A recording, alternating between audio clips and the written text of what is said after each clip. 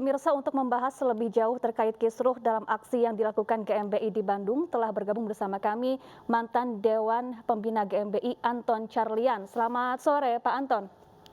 Selamat sore. Assalamualaikum warahmatullahi wabarakatuh. Waalaikumsalam warahmatullahi wabarakatuh. Pak Anton, selaku mantan Dewan Pembina GMBI, bagaimana tanggapan Anda melihat aksi ricuh yang terjadi di Polda Jawa Barat? Ya, dari dulu berulang-ulang saya sampaikan, saya sangat prihatin dengan kejadian tersebut. Dan seharusnya kejadian tersebut tidak pernah terjadi. Karena setiap ormas seharusnya tahu persis apa yang harus dilakukan, khususnya ketika sedang aksi. Bahwa aksi boleh saja dilakukan, kepala boleh panas, tapi hati tetap dingin. Di dalam aksi pun juga itu tidak boleh melakukan pengerusakan, tidak boleh melakukan kata-kata penghinaan, rasis, dan lain-lain. Apalagi sampai melawan petugas. Ini sebuah pantangan yang paling berat, yang tidak boleh dilakukan. Dan ketika hal ini dilakukan oleh satu ormas, siapa saja, bukan hanya GMBI saja, maka akibatnya adalah masalah hukum. Setiap orang, barang siapa yang melakukan perbuatan, seperti tadi dikatakan adalah pasal 170, yaitu pengerusakan, maka itu akan hukumlah yang nanti yang akan menyelesaikannya, yang akan menilainya. Ya, Pak Anton, aksi ricuh yang melibatkan GMBI ini bukan kali pertama. Apa saja yang harus dievaluasi dari GMBI ini, Pak Anton? Mungkin pertama-tama harus dievaluasi lagi masalah rekrutmen.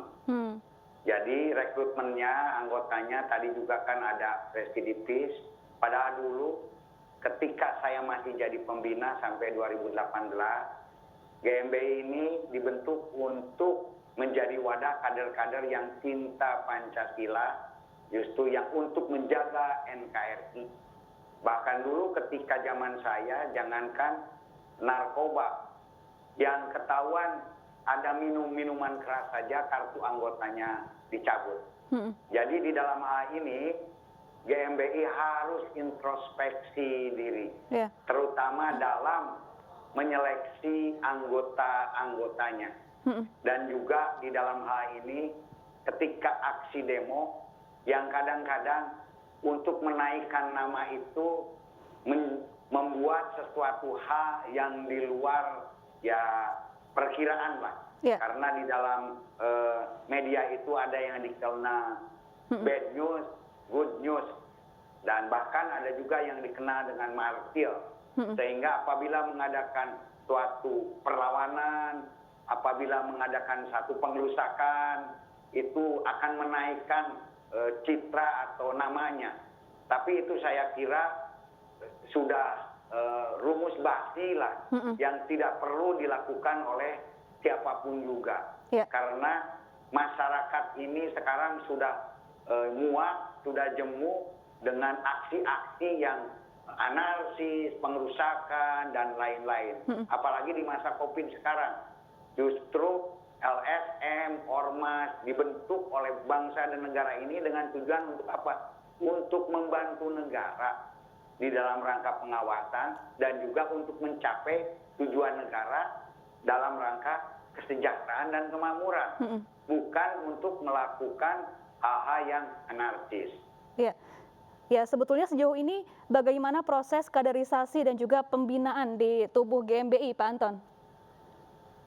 Sebetulnya bagus sekali kalau ketika dulu bukan saya, karena saya tahunya ketika zaman saya, ketika dilakukan rekrutmen anggota baru, terus dilakukan training di alam terbuka. Nah, di sana sekitar 3 atau 4 hari diberikan wawasan-wawasan bahwa bagaimana cara untuk membangun kekompakan, bagaimana cara untuk membangun soliditas, juga bagaimana hal yang harus dilakukan dan hal-hal yang dilarang sesuai dengan Undang-Undang Ormas. Kalau sekarang Undang-Undang Nomor 16 tahun 2017. Baik. Tetapi setelah saya tidak jadi pembina, saya tidak tahu lagi bagaimana tata cara pembinaan tersebut. Baik. Dan di samping itu, saya mohon juga karena masalah ormas, LSM, komunitas ini adalah salah satu tanggung jawab dari Kemendagri. Kalau di Pemda ini Kesbang, tolong Kesbang pun juga mengumpulkan para LSM, ormas, minimal 6 bulan sekali diberikan pengetahuan-pengetahuan. Karena sepengetahuan saya selama ini, pembinaan itu tidak pernah dilakukan oleh Pemda dimanapun juga. Sehingga ormas ini dibiarkan untuk tumbuh. Baik, Pak Anton, sayang sekali. Dengan demikian, nanti bisa tumbuh secara liar dan bisa melakukan hal-hal yang di luar undang-undang. Baik, Pak Anton, sayang sekali waktu kita terbatas. Terima kasih Pak Anton Carlyan, mantan Dewan Pembina GMBI, telah bergabung bersama kami di iNews Sore.